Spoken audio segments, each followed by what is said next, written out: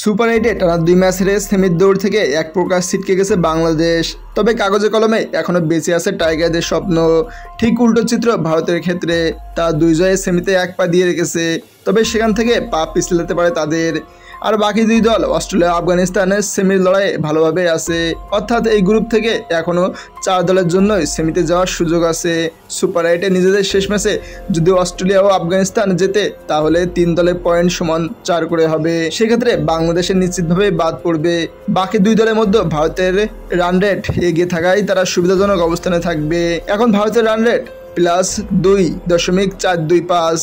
তাদের পেছনে ফেলে সেমিফাইনালে উঠতে হলে অস্ট্রেলিয়া আফগানিস্তানকে নিজেদের শেষ ম্যাচে জিততে হবে বড় ব্যবধানে। ভারতের রান রেট ছাড়িয়ে যেতে তাদের বিপক্ষে অস্ট্রেলিয়াকে জিততে হবে অন্তত 41 রানে। আর আফগানিস্তানের তখন সেমিফাইনালে যেতে হলে বাংলাদেশের বিপক্ষে জিততে হবে কমপক্ষে 83 রানে। অর্থাৎ অস্ট্রেলিয়া ভারতকে 41 রানে হারালে আর আফগানিস্তান বাংলাদেশকে 83 রানে হারালে তারা 2 দলই সেমিফাইনালে যাবে। বাদ পড়বে বাংলাদেশ ও ভারত। আর যদি ভারত ও বাংলাদেশ তাদের নিজ নিজ খেলায় জিতে যায় তাহলে 6 পয়েন্ট নিয়ে গ্রুপের শীর্ষ দল হিসেবে সেমিফাইনালে উঠবে ভারত। অন্য 3 দলের পয়েন্ট হবে সমান 2 করে। তখন রান রেটের ভিত্তিতে দ্বিতীয় দল হিসেবে সেমিফাইনালে উঠবে অস্ট্রেলিয়া, বাংলাদেশ ও আফগানিস্তানের যে কোনো একটি। বাংলাদেশকে সেমিফাইনালে যেতে হলে আফগানিস্তানের বিপক্ষে জিততে হবে 31 রানে।